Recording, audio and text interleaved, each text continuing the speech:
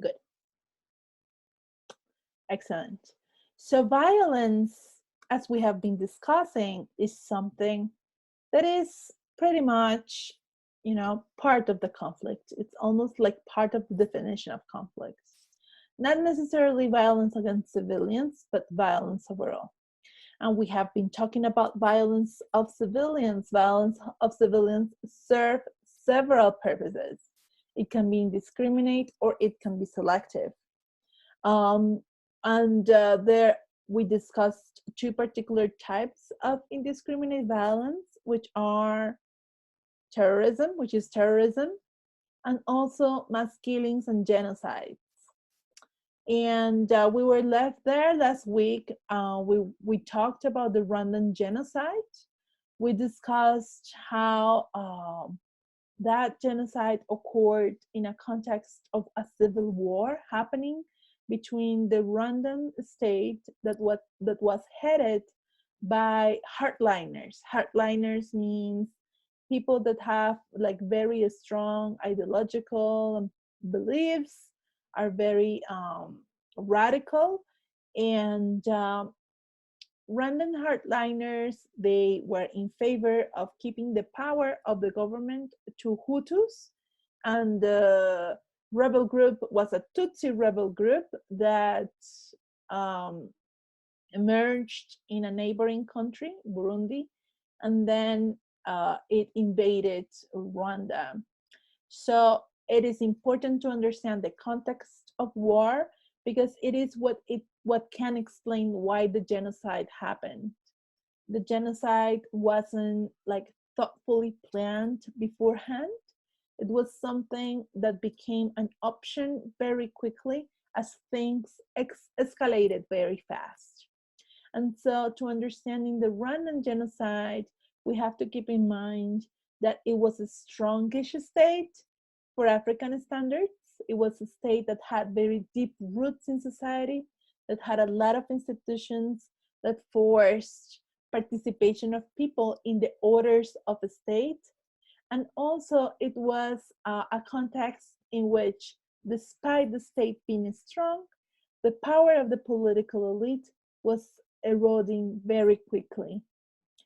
So those characteristics of the Rwandan genocide have also happened in other genocides. So genocide is very likely where the state is rather strong and leaders have capacity of social control. So we have had genocides in Nazi Germany, in Cambodia, in the Soviet Union, and also in Rwanda. And all these refer to cases in which the state is rather strong. Maybe the Sudan doesn't fit with this description, the Sudan case, the genocide in Darfur. But the other cases of genocide fits with this description of the state being rather strong. Also, it is likely where there is a history of ethnic nationalism, like Serbians in Bosnia, Nazi racial nationalism in Germany, Arab Sudan instead of other nationalities and religions. Um, in the Islamic State, there is also ethno-religious nationalism, a project of ethno-nationalists, um, of an ethno-nationalist group. The Turks in the case of the Ottoman Empire, or the Hutus in Rwanda, but where the power of the elite is quickly eroding, and that deterioration of elite power is linked to the processes of democratization in many of these countries. So even in the early years of the 20th century, with the genocide of the Armenians, that is linked with process of political competition within the Ottoman Empire, as well as what you have read in the Rwandan genocide, what happened with the end of the Cold War, and that process of elite deterioration of power also happened in Sudan. So these three these are like conditions, or like, it doesn't mean that when you have that you automatically have a genocide, but we can think of these three things like necessary conditions, like things that have to be in place so that a genocide can happen. It doesn't mean that it will automatically happen, so it is not a sufficient set of conditions, but it's more like a almost necessary set of conditions. So today we're going to talk about a different type of violence in conflicts and wars, and it refers to sexual violence and rape. So today we're going to talk about the logic of wartime sexual violence.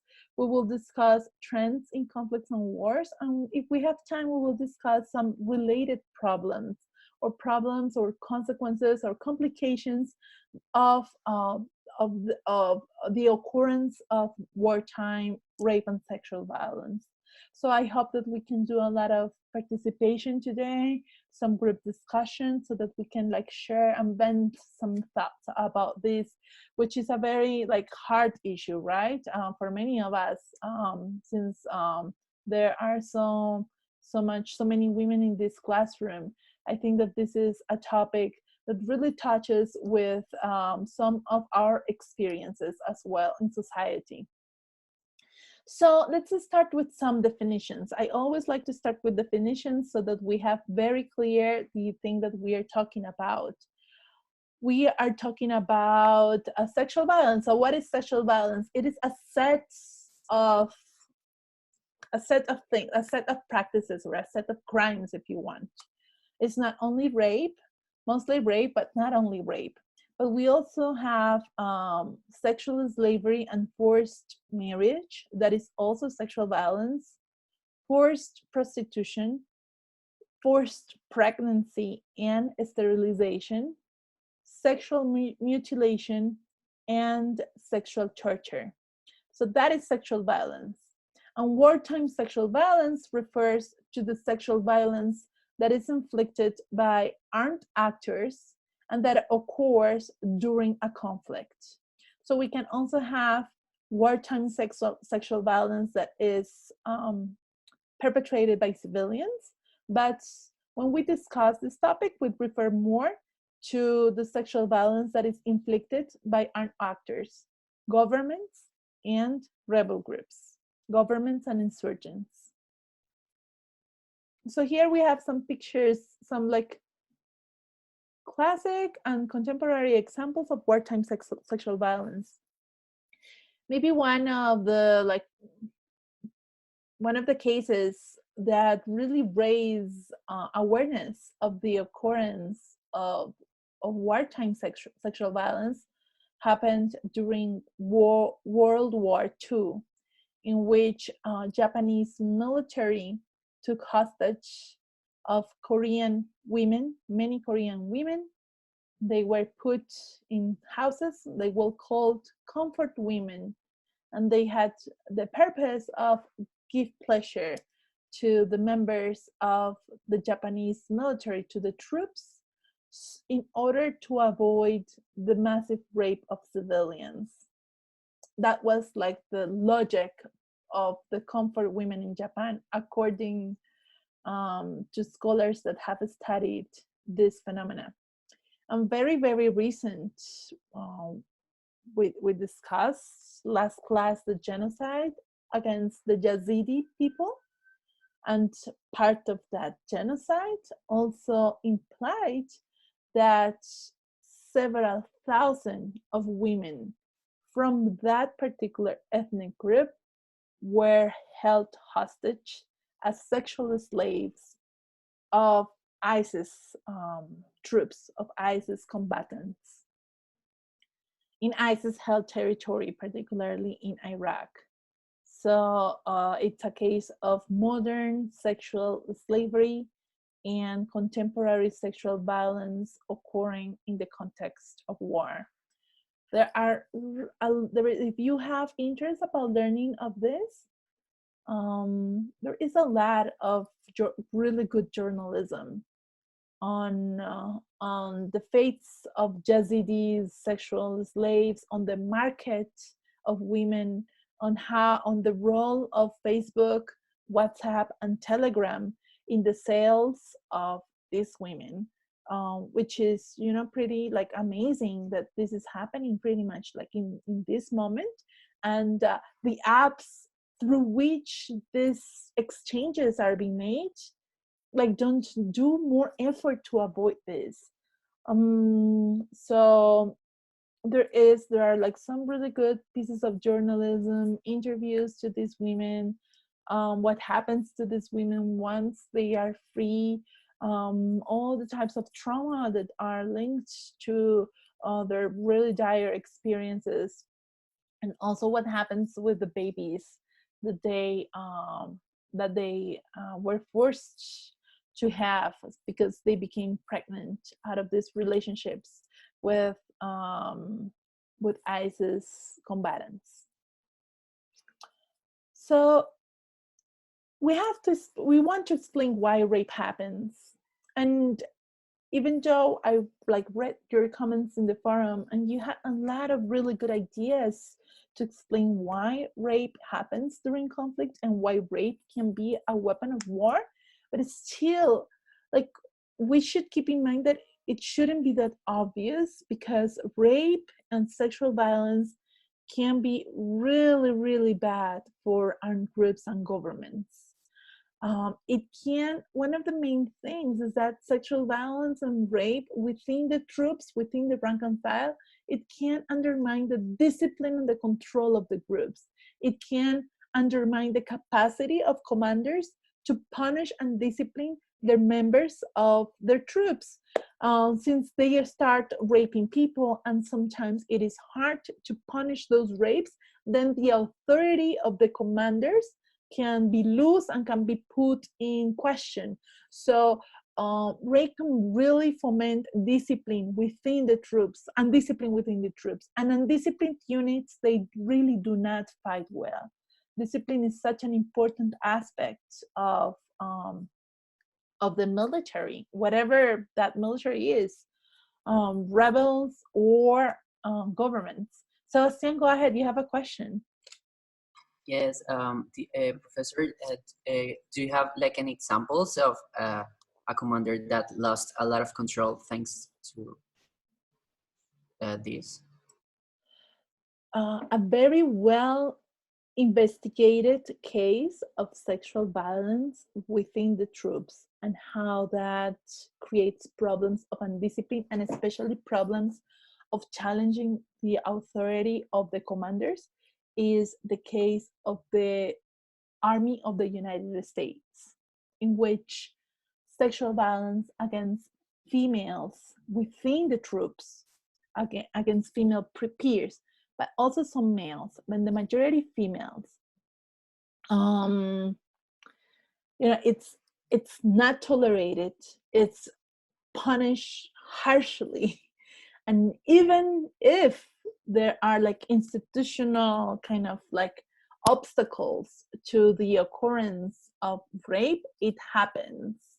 And it becomes really hard because it's hard to investigate. It's hard for the victims to come forward.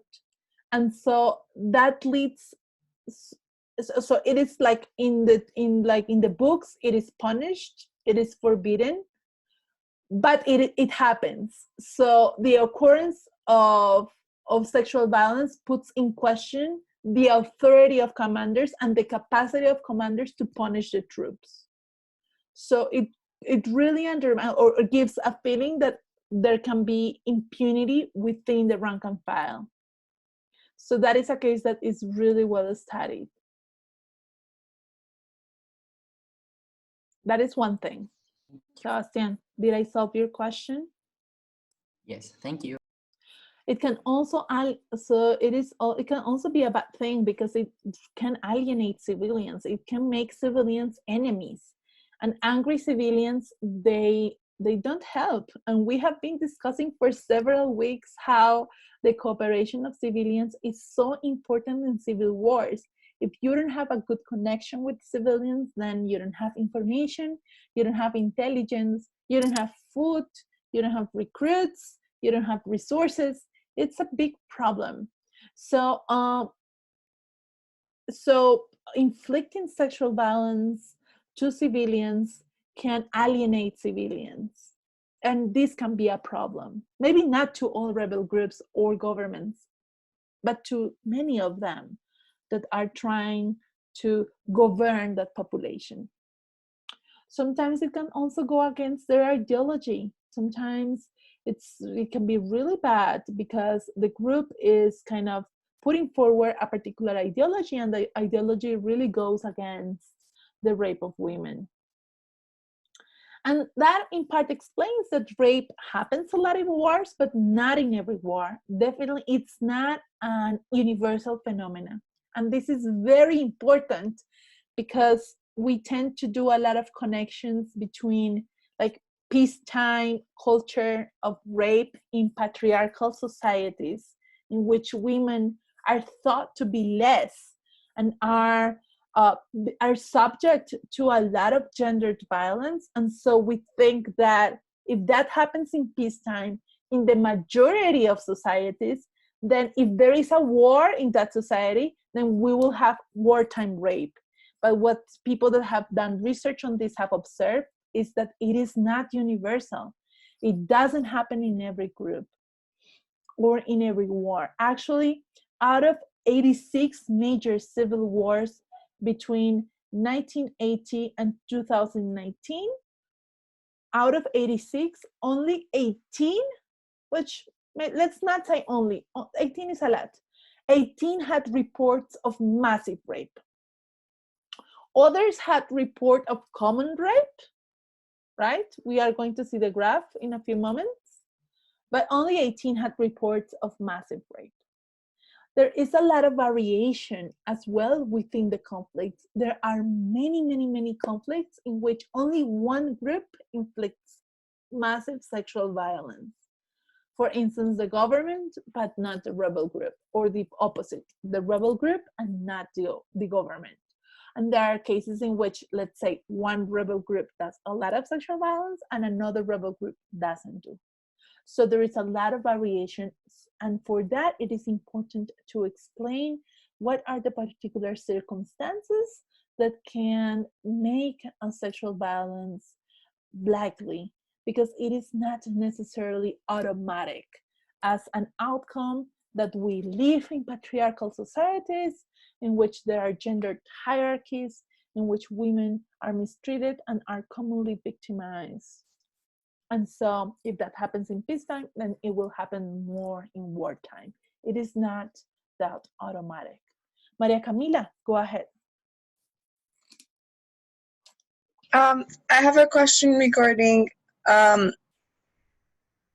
like the orientation of these cases, because something that has been very debated lately, yes, is that maybe men are suffering a lot of rape too, but due to the patriarchal society in which we live in, that they are going to be judged because they're not men enough if they denounce these cases. So my question was, is it probably that rape in war, it's associated to both genders, but due to this, we don't know how men are affected? Yes, that is a great question. So yeah, we should not imply or we should not take for granted that rape only occurs against women, that women are the only victims of wartime sexual violence. There is a lot of research already that have identified cases in which these practices also victimize males. And of course, there are complications to know these cases because for women it is hard to denounce. For men it tends to be harder because it puts in question the traditional notions of masculinity that has been already been harmed greatly by the perpetrator of the sexual violence. But it's still, even though it is hard to denounce and we have like little there is like a bias in terms of the numbers that we get, there is already research of this happening in several conflicts, and even in the Colombian case, there is a book by the Centro de Memoria Histórica that investigates cases of sexual violence against males. It's also not only rape, something that is very common is the occurrence of sexual torture.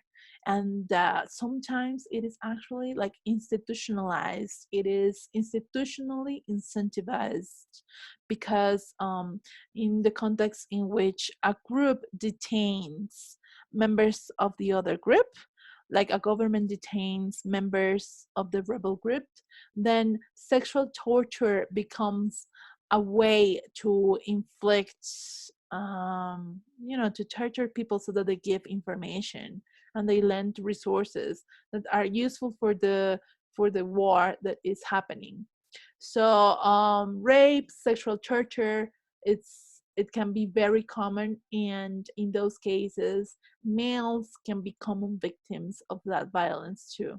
And also mixed gendered people, right? Which is even less known because of like not many people are mixed gender, right? Like there is like a population bias here.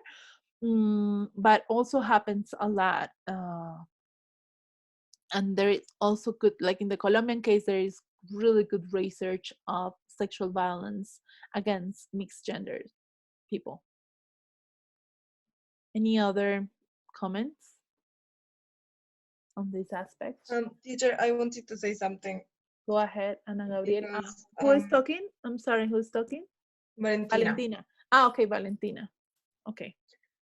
that I have also seen like the material of the Centro de Memoria about like homosexual or even transgender violence in the Colombian conflict, and of course it exists in many other cases. I don't know, for example, in the Algerian independence war, there was very a lot of like sexual violence and torture against victims to extort information and all of that. But I think, for example, it really like hurts me when I hear the argument that really sexual violence is not a women thing, like it exists even in male. That is an argument that I have like heard a lot from like, you know, some boys or men that want to minimize like the importance of, you know, the gender gap even in sexual violence. So I think that even though it is very important to be informed and like to hear, of course, many stories, because the invisibilization, for example, of the homosexual experience of this or the queer community experience of this is very like hard. But I think that we should keep in mind that there are like there I don't think that numbers are comparable, even though we don't know them completely. So like be like sure that we do not commit the mistake, in my opinion, of reducing the gender difference that there is in sexual violence, because like the material that we've seen for this class, I mean, having women drinking the blood of their abortion is like, I mean, it's very terrible, and it goes very very much beyond like the argument of the necessity to have a sexual relation. That also, I mean, how can you like feel pleasure, sexual pleasure, having someone else suffer? I mean, this is really something that we should all think about, because, for example, I think that pornography even like how do you say, like raises this kind of feeling that even though the other one is not enjoying like the sexual relation, then you can feel pleasure anyway. So I think that we should like deconstruct all of this, and even in our own life, or I mean even watching pornography, we should like think about the kind of message that is being transmitted and try to like Right, to be careful about this. I agree a lot with your thoughts, Valentina. I think that it is important to raise awareness that this can happen to victims that are not only female, but I think that what is important here, even if the victims are male or mixed gender, is that it is it is the imposition of a gendered hierarchy what is happening. even if the victim is a male, the logic of rape and sexual violence is to feminize the victim, because through these acts of violence, the victim is feminized, and uh, like the gendered logic of it is that women are less in society than men, right? Like, so they deserve to be dominated on, to be forced upon, to be brought to obedience and dominance. So the victim can be male, or the victim can be mixed gender, can be transsexual, can be an intersexual. The logic is gendered. The logic is to feminize the victim. So I think that we can have both. So we can bring awareness to the fact that not only females are victims, but we cannot lose from our minds the fact that the logic of rape and sexual violence is to impose a gender hierarchy, right? But Ivana? Yes, I want to say something similar, because what I can think about that the people that are being violated is that violation is like a image of the social patterns. So if we have a patriarchal society, obviously we are going to have a pattern of a patriarchal violence. So I really what I want to say is that men are also being violated, but as you say, the majority of the person that are being violated are women, because they are seen as the ones that has to be there in order to like be the one that get away of the pleasures of men. What I want to say is that in the documentary, the man that the woman get to interview at the woods, Yes. when he said like, okay, I don't have time to negotiate it, I just want to it. flirt. I don't have to convince. Yes, yes. If they don't want, I just push it. So Like, maybe if I had time, yes, there will be consent, right? Like that's yes, the idea that yes. It was like if I have time to negotiate, they will say yes, but I don't have, so I just take it. So I think that that kind of pattern are the ones that are going to the pattern of society are the ones that are going to be the lead to the pattern of yes, violation. yes, that's So great, Ioana. I think it's I think it's both things. So there is a continuum between peacetime and peacetime and wartime sexual violence. Like, we cannot bring those two things apart.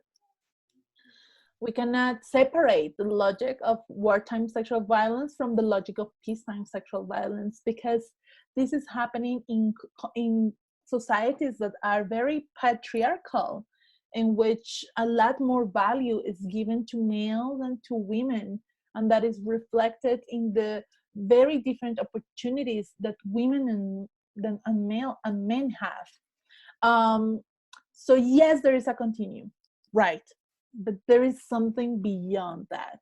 There is something beyond an aggravation of peacetime patriarchal violence against women.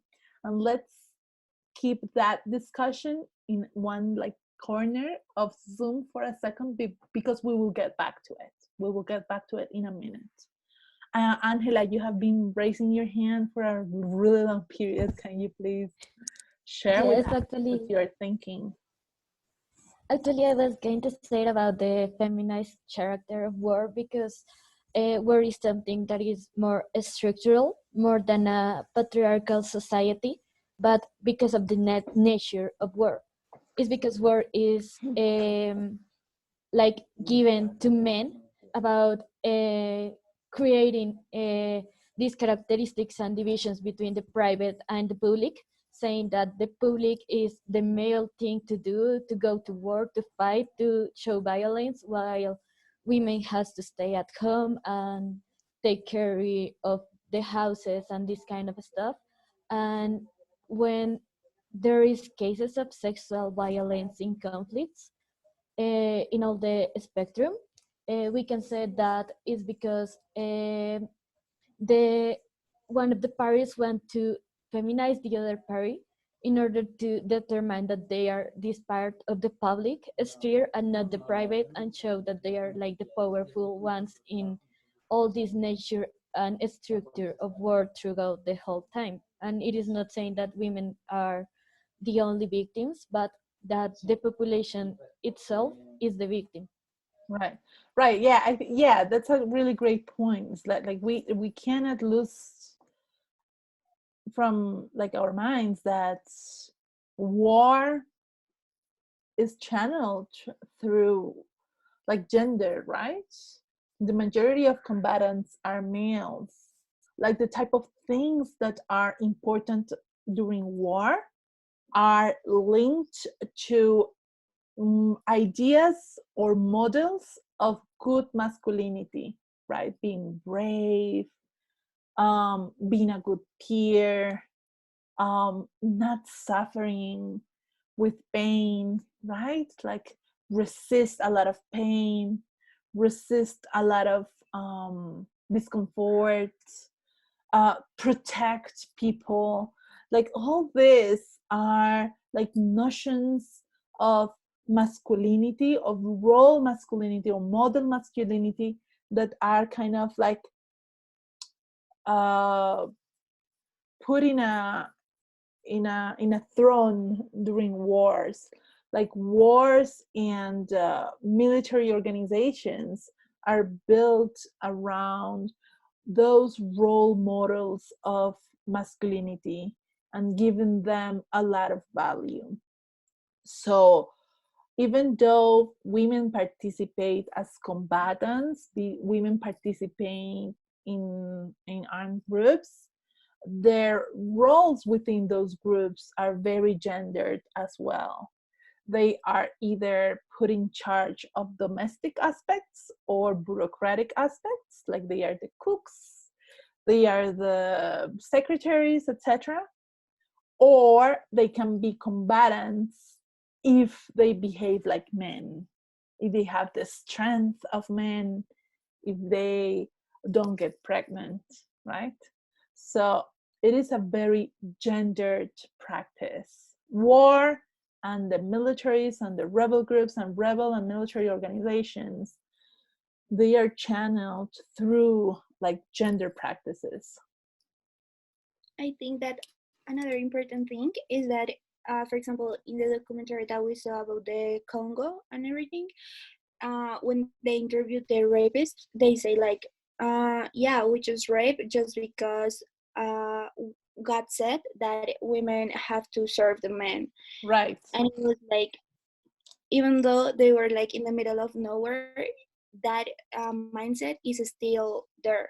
Like if you Right. ask someone right now in the society, okay, it's gonna be less probably that they tell you that thing like straight up, like, yeah, we just write because we want. But that's the mindset, just like, okay, we need something, we are stressed about being fighting this war, we just need to liberate that stress. My wife is not here, I just take whatever I want. So the woman is there, she knows she has to cooperate or I will kill her. So that's it, that's easy. Like the thing is like for them is not even, they are not even doing something bad. Like it's just how it has to be. And Right, that's because like they have the shocking right part. to do what they want on the bodies of women. And the only reason Exactly, why they they don't even wouldn't do show that is regret. because the women is the property of another guy, right? Yeah, so it's shocking how they just don't feel regrets about it. Right. Yeah, how the rape is rationalized by the perpetrators. But so I think that all these things that we're discussing are great. So we are talking about how there is a continuum between peacetime and wartime sexual violence, and this happens because it's occurring in the context of patriarchal societies in which women are less valued than men. So yes, we have that is like the structure or the context in which this is happening, but there is something beyond that.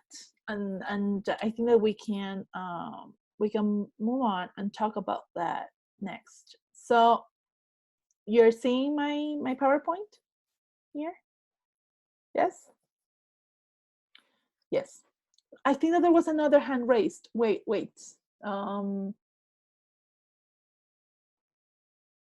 Camila? No, there are several hands raised. I think it was Maria Jose, the one who, yeah, Maria Jose. You had your hand raised for a long time. Go ahead, Maria Jose. Yeah, thank you.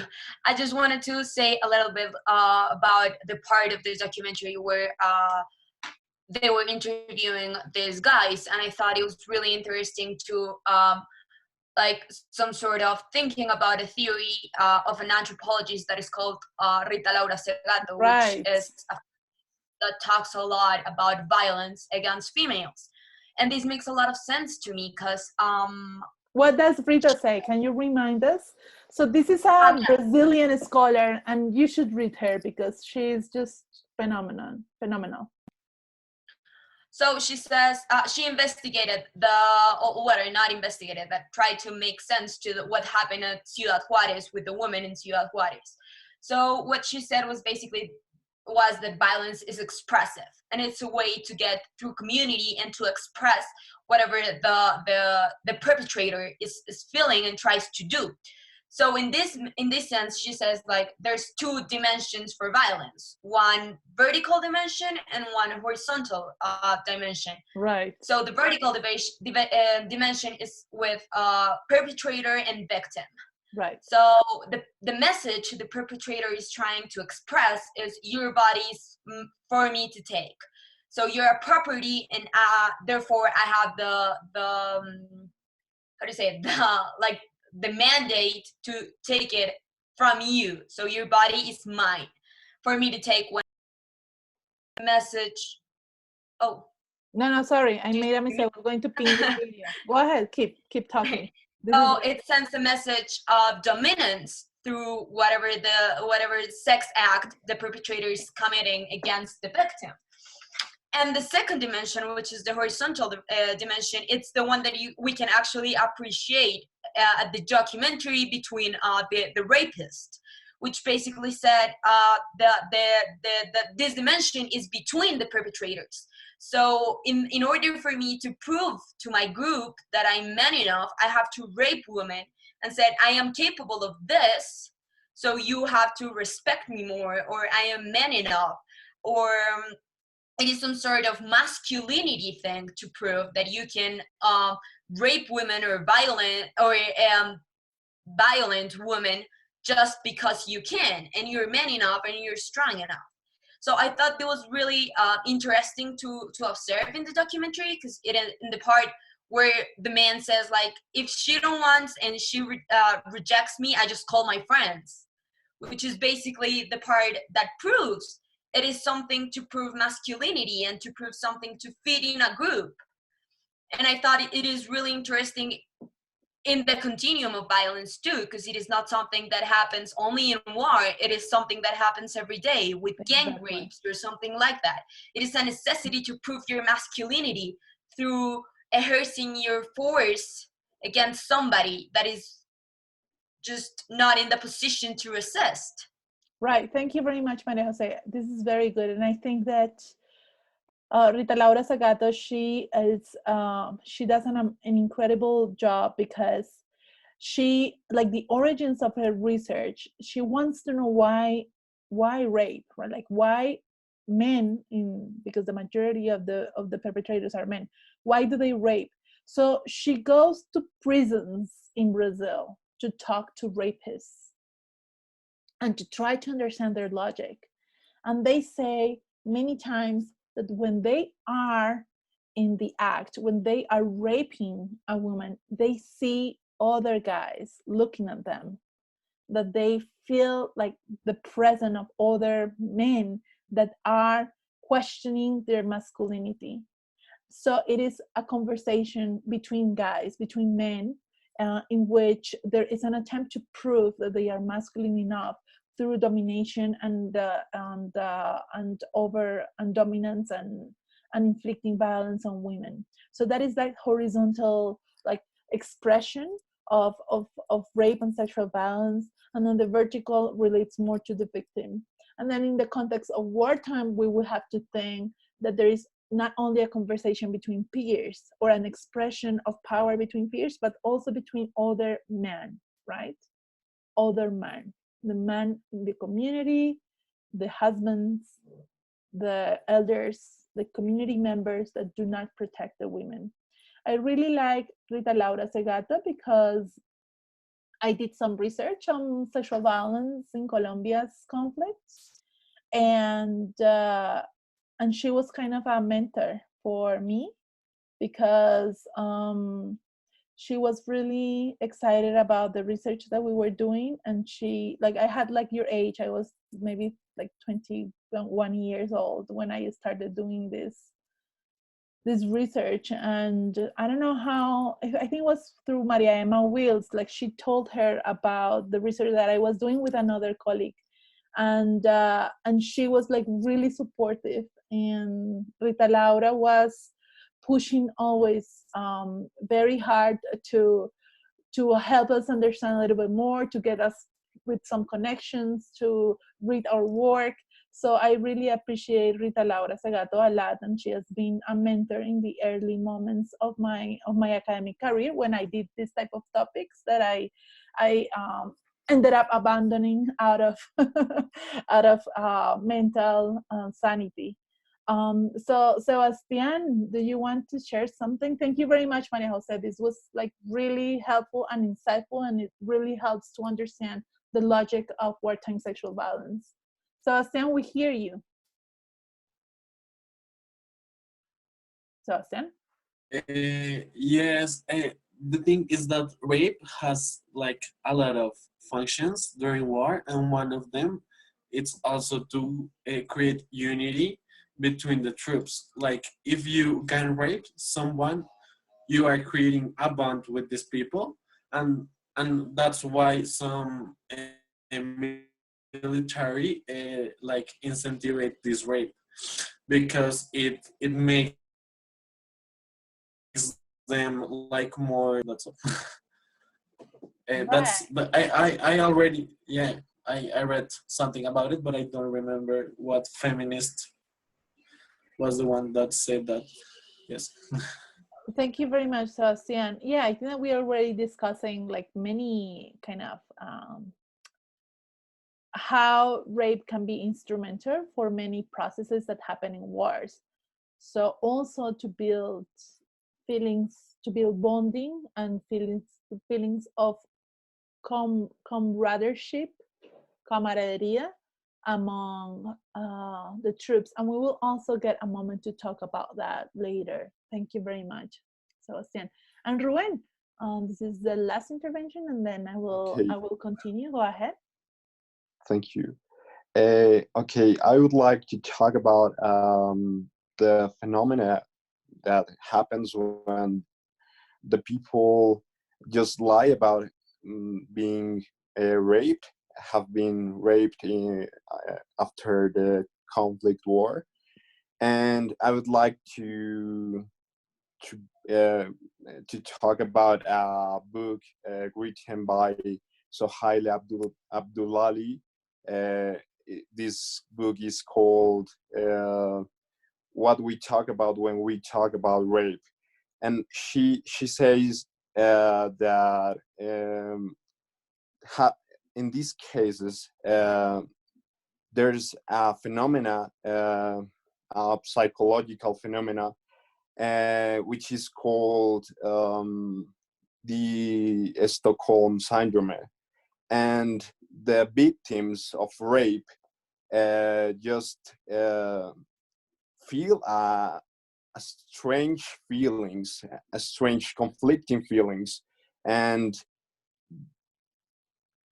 they feel like they have a relationship with their abusers, and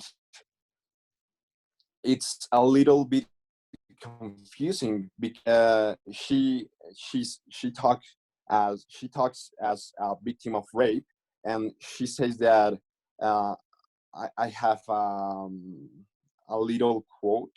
If you allow me, I would like to to express this. Yes, go ahead. Okay, she says, I felt okay. I had no history with them, with the rapist. They were strangers, full of hostility and rage, and I had nothing in common with them. I looked into their eyes and felt sick with panic, but I also felt a weird compassion. I think it. I think calling it Stockholm syndrome, and I didn't like them or sympathize or understand, but I did see that in some odd way they were fellow human beings. And I would like to talk about this because maybe this is the phenomena that occurs when the victims just lie about have been raped in after the conflict. And I would I would like to establish that there is psychological uh, answer from this, and that's it. No, but can you please like elaborate a little bit more? Because I still don't get like the connection between Stockholm syndrome, but that I have like read and understand about that as well. This process not only happening in rape, but also like in all types of victimization in which the victim establishes a bond and a connection with a perpetrator. You know, La Bella y la Bestia. Have you very early on we were socialized in Stockholm syndrome through through reading that book. Yeah, you got it. Yes. Do you feel the same way? I mean, when I read La Bella y la Bestia to my girl, to my to my little kid, it's like this is so fucked up. How is this possible? So I have then to deconstruct the thing and like to give her a lot of explanations that, you know, this is a fairy tale. In reality, women, we don't fall in love with our abusers.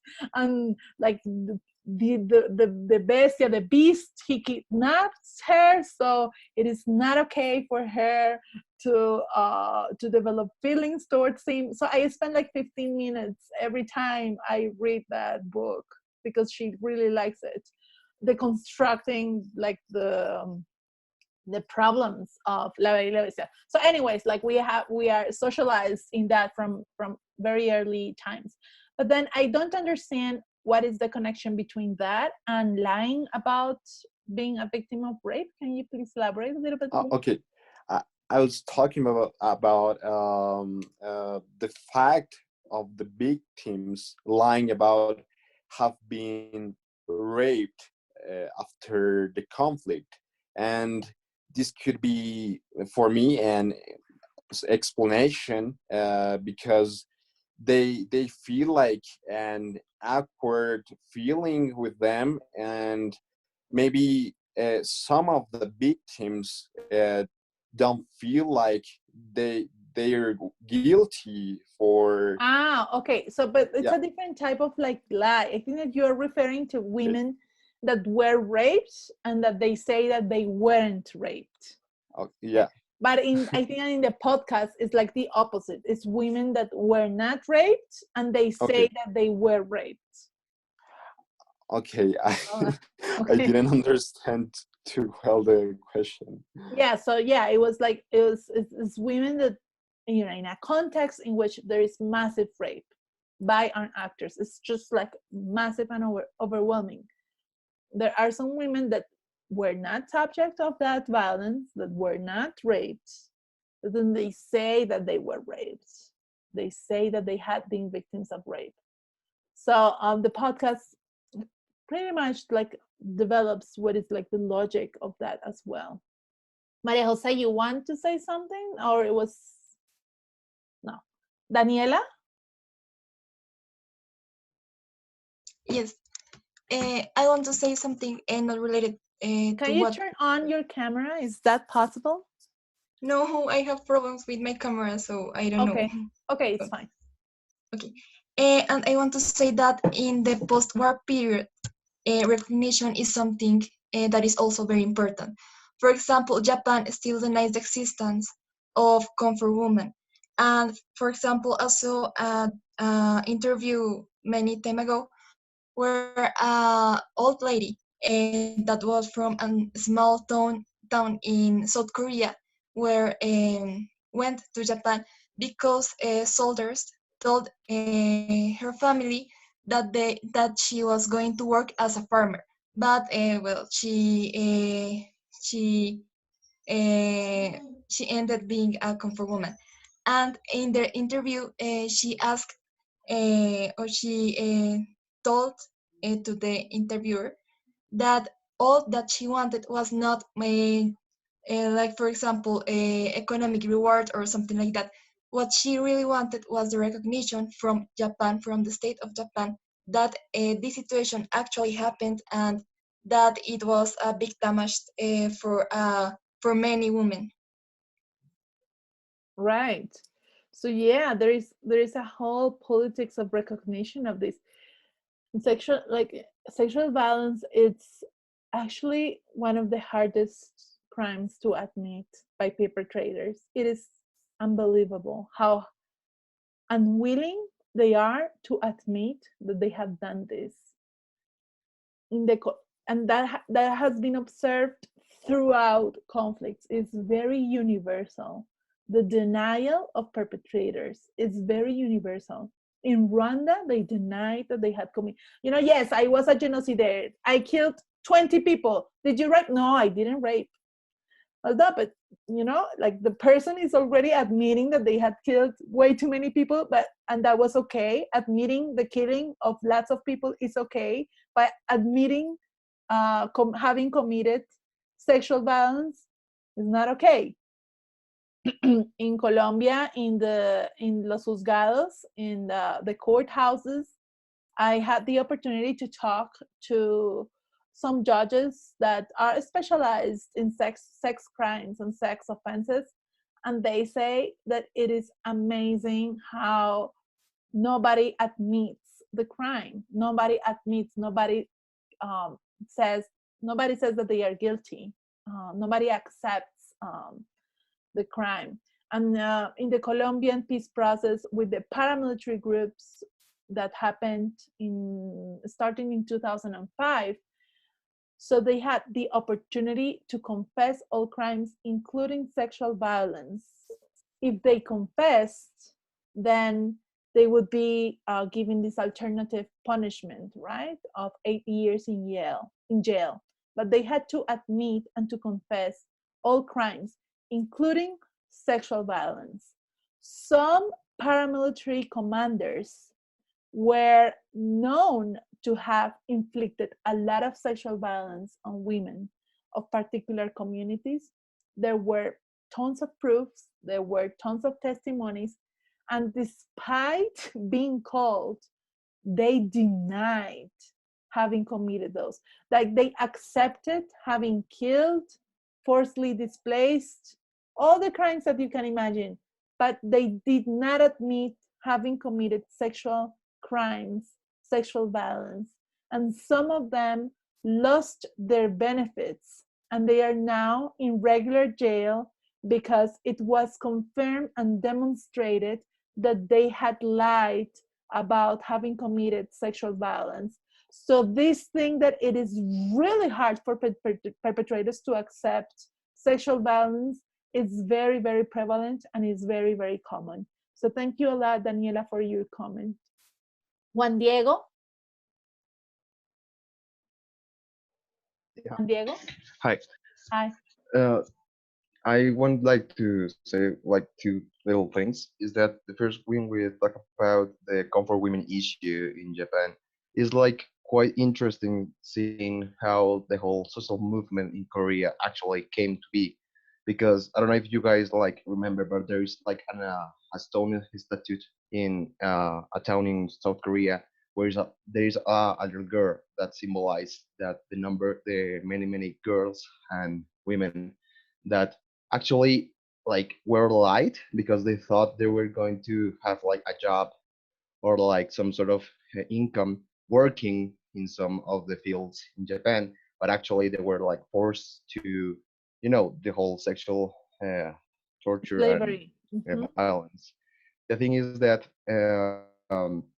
I believe that the generation that survived, I believe that one of the little survivors that's still alive, because they are like already old. The thing that they say is like she wanted like just to be recognized as a victim of rape and a victim of sexual violence. But the fact is that, as we all know, the Japanese government doesn't recognize that. They say, yeah, we did some cruel things during the wartime, but we do not recognize sexual violence as a crime we commit. Right. So there's like a documentary, or like, I believe it was like a theater kind of thing that actually came out in 2013 but was censored all across Asia, and later in 2017 was actually published, Oh, and a all play? the Can you find the cinematographic name? sort of. It's a movie or a play? Actually, I believe it's like a documentary. I'm going to look for it, and Yes, I please. I I may like okay, because Look I did for a that. work on Excellent. And and yeah, share the name on the WhatsApp group. yeah, I'm gonna do that. That will be great Okay, for us so to to close watch. up, yeah.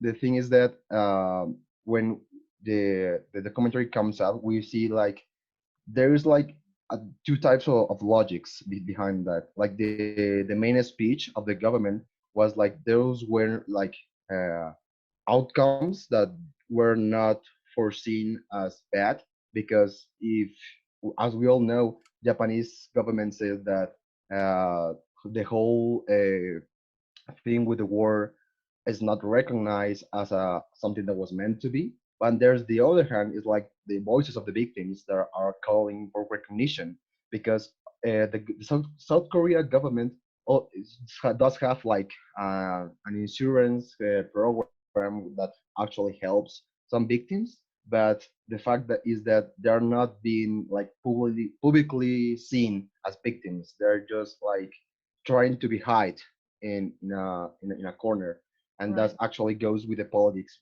from South Korea to Japan. They're actually pretty problematized. And the Right. second point I wanted to make was in the documentary of Congo. I believe it was shocking, but now that I give it like a second thought, it's not that shocking. Is the fact that when the man was asked like, why did you do that? They say like, we, actually here in the like in the militia, there are like people with studies like I don't know, doctors Yes. or like university professionals that actually are well, like militaries that actually rape women. So the fact that the whole masculinity or gender issue does not like focus on poverty, but also goes beyond on the several categories of life, because it's like, how can, if I don't know, if like I'm an university student, how can I come to the conclusion that to prove my masculinity, I have to rape a woman. You know, like the whole logic behind that is like a mixture of uh, the context, war, and the whole issue of proving some sort of masculinity. And to go to that point is like how we come to that conclusion, or how do the men in Congo came to the conclusion that in order to win the war, or like to make an statement, I have to rape a woman. It's like, it's fucked up. That's my point. It's very troubling. I really appreciate your comments, Juan Diego. I think that it is important to keep in mind that perpetrators are not only found, perpetrators of sexual violence are to be found in all social classes, rich and poor, educated and not.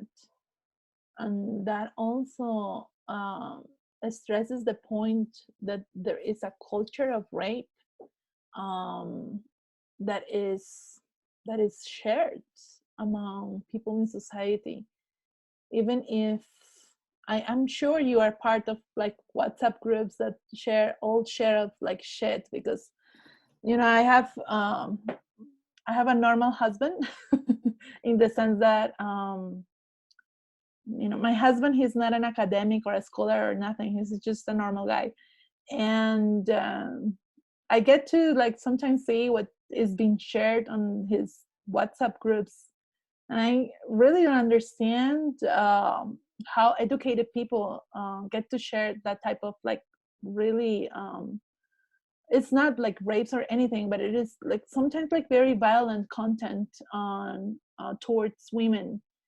And it really brings us to the fact you thought it was only your case. Okay, I'm back now. You get to hear me again. Okay, yeah, if I can. So yeah, Juan Diego he feels like very troubled, like he cannot. If I paraphrase what you were saying, that for you it's very hard to understand how people that are educated can come to the conclusion that rape is something that that is an option that can be done. Like, how is it that people that are doctors and lawyers and have professions think that this is a practice that can be done? So what I wanted to bring the attention to you is that perpetrators are to be found in all social classes and all professions, right? It's very widespread. Victims are not only to be found in popular sectors, right? There are victims in all like groups of society. So the fact that sexual violence occurs across social sectors and across demographic groups tells us about the existence of of a culture of rape, right? Of a culture in which women are less valued, in which domination of women is a good thing and is part of the socialization that gives value to men.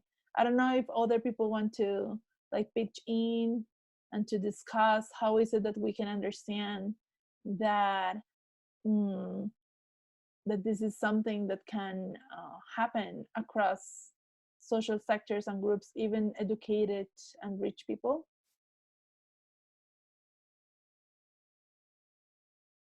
Can I say something really fast before Rosa intervenes? I think Because I see she has Maria her Jose. hand raised. Yes, go ahead. Yeah, it's me. I don't remember, it is really short, but I don't remember who said this, but there's a quote that says that the rapist is nothing more than the most prominent son of the patriarchy. And I think it's really right.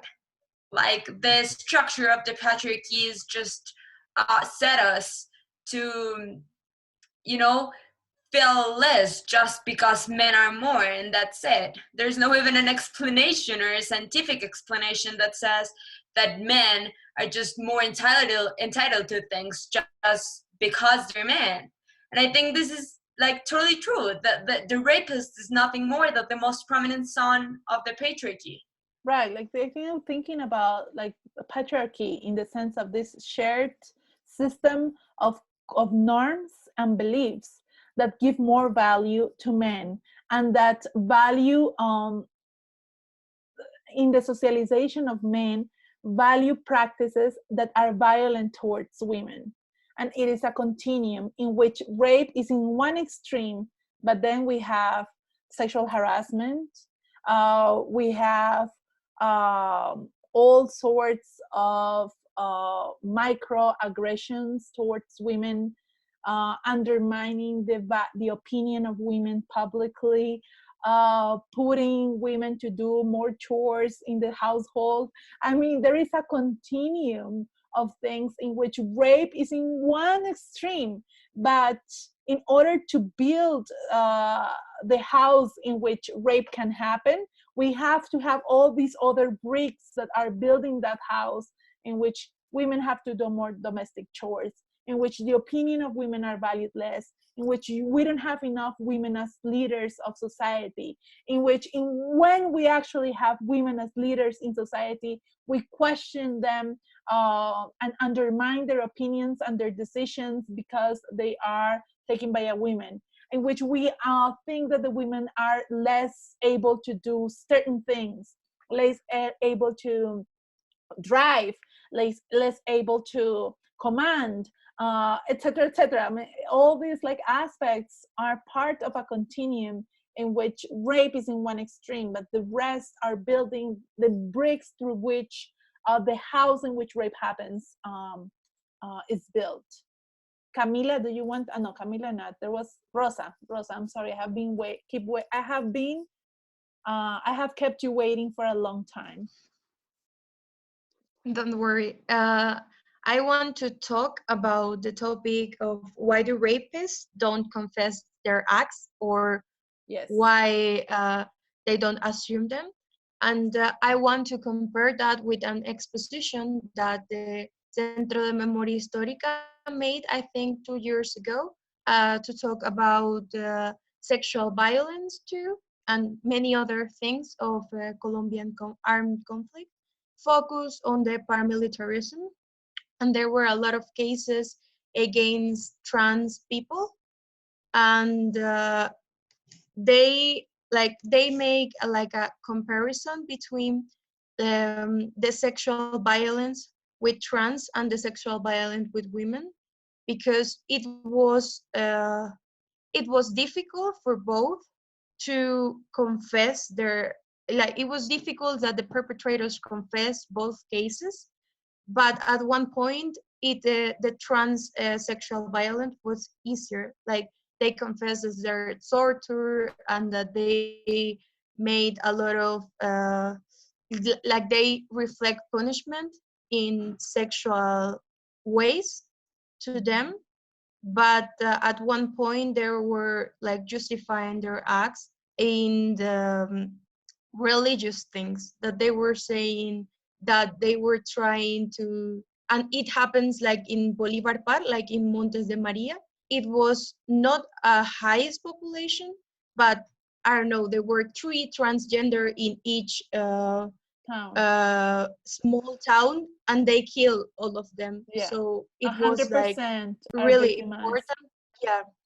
So yeah, and at one point, yes.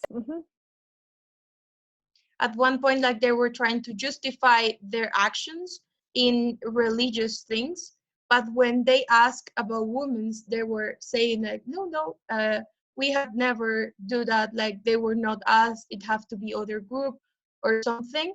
And one psychologist at that point explained that they find like the perfect justification for the transgender case in the religious thing. So was the reason why they confessed their acts. But they didn't find like a solid argument to say why they rape women, or why they like did all those terrible acts to them. So for that reason, they prefer to not confess those acts. Right. Thank you very much. Really interesting. And yes, it is important to keep in mind that transgender people are, the rates of victimization among them is just well beyond rates of victimization of women. The fact is that there are so few of them. So, but they are like, the death rate is huge. The majority of them have suffered sexual violence, and the life expectancy is like 35 years of age. So so thank you very much, Rosa, for sharing that. I would like, before Maria Jose, I would like to move on, but I think that you guys are on fire, and maybe we would need to continue this topic next class, if you agree on. And we could talk about, yes, please. we could talk about other, yeah, because this is like the second slide. and then I think we have already given a lot of reasons to this. Why rape? And I think what we have already discussed, what are the consequences of rape and sexual violence on like different actors of society, on women, on families, and on communities. Maybe we can spend a couple of minutes discussing, maybe we have talked a little bit about the consequences of, actually maybe we haven't talked a lot about this. So who would like to share, a list of consequences that rape and sexual violence can have on women? Let's start there. Who is raising hands? Who wants to talk? Ivana, go ahead. I think that I want to say two. First, the physical one. Yes. Because as we saw in the documentary, the woman always get detached from the uterine. They get a lot of wounds. They get burned. It depends in the way that is the violation was. Also, Right. we have a psychological very important because Good. we are talking about a person that her dignity or his dignity has been taken off of her or his body. So I think that also is like an act that in a way of another takes that dignity and takes like you're feeling that your body has a value, that you have to want it, you have to take care of it, and you feel like you can't take care of it. So I think that is like a way of creating a fear and a way of creating like a sensation that you don't have value.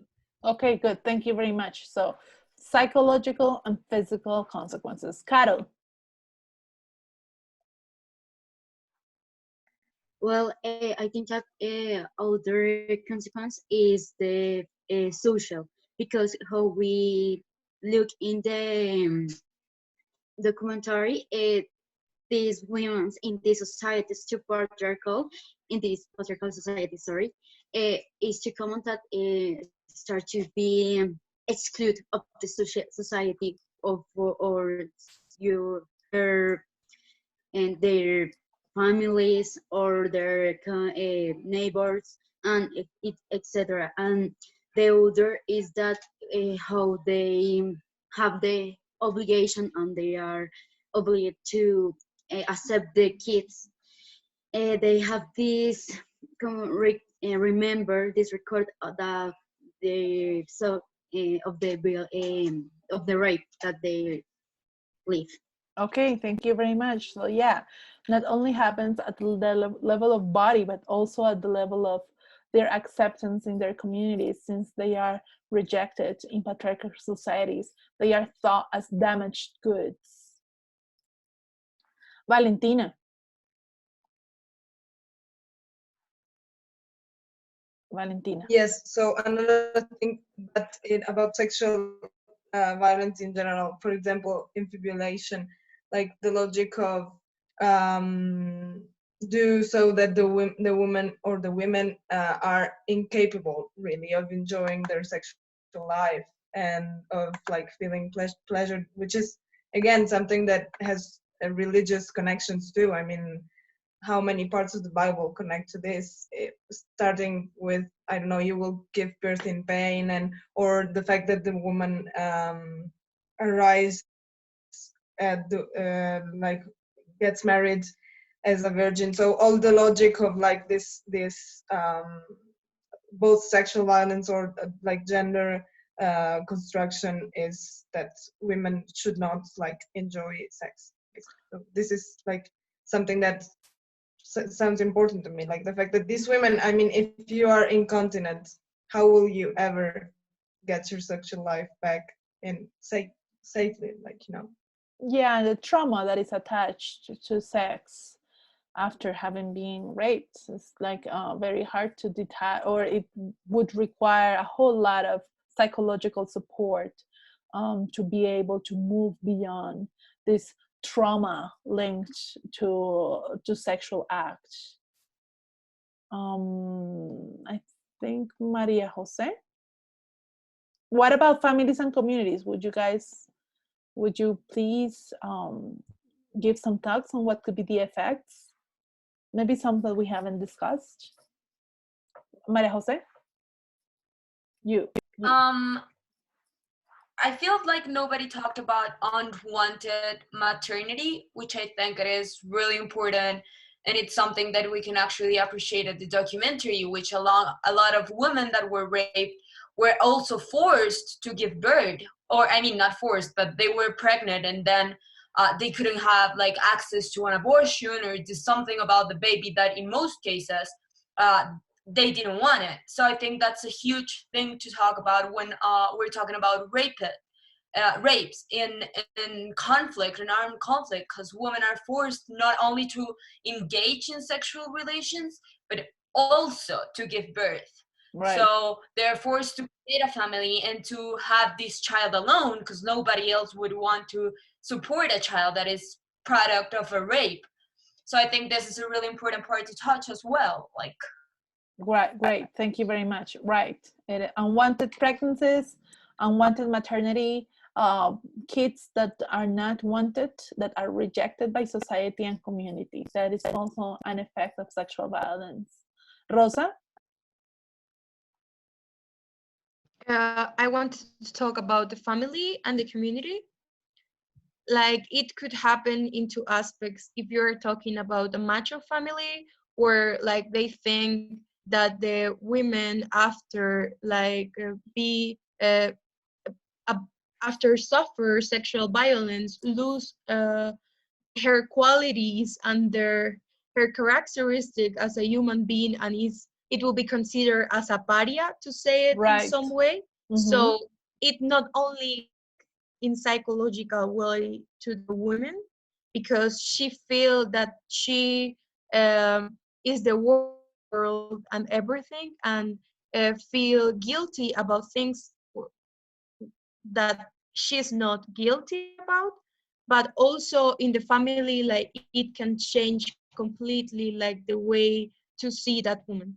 And in other type of family, we can also see that it could like increase not only the critics but the violence against that woman, or also change like the way that the family see with those macho lens the world and the thing that happened to that person.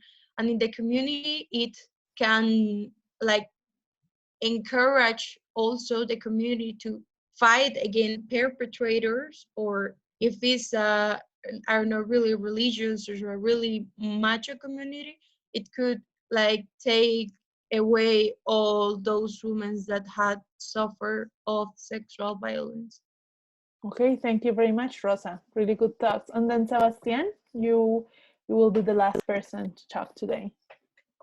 Go ahead. Well, so this topic, it's making me a little bit sick. But like rape has like too many variables, I guess. In families, sometimes there is a rapist, and some families like hide this rapist and they don't talk about it, even though everybody knows these people is a rapist and rape somebody they know. And that can affect a lot of families because women after this don't feel appreciated, and it can be pretty awful, and it's like an structural lie because everybody knows it but no one's gonna do anything about it. And also sometimes rapists make the family look when they are raping their mother or their father, or and in families this like destroys them because in many times everybody is traumatized around it, and they won't, for example, husbands can leave their wives. They also don't want to engage sexual activity because they don't feel entitled to, because they weren't able to help them when they needed. And also uh, it it causes in matriarchal societies uh, uh, the shame on the head of the community, because that's a way paramilitary groups destroy societies and give them fear by raping their leader, their matriarchal, the eldest, and That yeah, is a it great destroys point. everything. But not also in matriarchal societies and patriarchal societies, because raping women means that the guys could not protect them. So it is also playing with this logic of masculinity in which men have to protect women. So when a woman of a community is raped, that aggression and that counts as that vertical and horizontal conversation that Maria Jose was talking about. So the aggression towards the women, because women has to be subdued and dominated and forced, etc.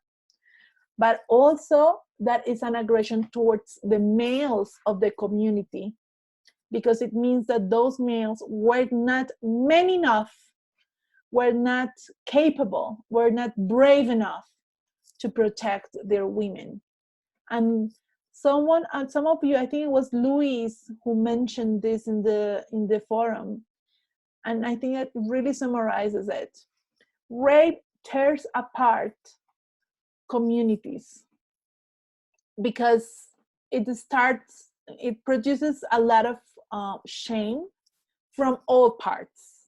A lot of shame of women because they feel that what happened to them is their fault, that they are now damaged goods, that they are not useful anymore, that they are not good members of society, that they don't deserve to be part of society, and they isolate themselves. A lot of shame towards communities because communities are incapable of protecting the women. A lot of shame towards the husbands and the fathers, the same thing. They were not able to protect. So that really breaks the tissue of society, in which, because it breaks like the logic in which society is built, which is in generally patriarchy, in which the men are supposed to be the protectors, right, of women. So it can have so many disturbing effects on communities, and that is also something that perpetrators know, and that is also, they also play with it. They know very well that rape can have all these traumatic consequences, and that rape and sexual violence can lead to so much distress in communities, that then can make easier for them to dominate and take over and destroy the local authorities. Okay, so we run out of time, and as I said, this is like the third slide, which have so much to go on. And yeah, I think that it will be, I think that we can continue talking about this next class, since I think you guys want to talk more about it, and I also want to talk more about it. And I think that this is important because it resonates a lot with, since there is this continuum between peacetime and wartime sexual violence. I think it resonates a lot with our experience, both as women as male. So I'm going to move the conversation to WhatsApp, and then we will discuss a little bit what can we do next class. If we watch a movie about this, if we touch on this topic of wartime babies and what happens with them, or we talk more about Colombian conflicts or Serbian conflict or something like that. So let's move the conversation to WhatsApp. It was great. Thank you very much for coming today with so many thoughts and feelings and participation. This was a phenomenal class. Thank you very much. Thank you. Thank you, teacher. Bye. Bye. Bye. Thank you. Thank you. Bye. Thank you. Bye. Thank you. Bye. Bye. Bye, teacher.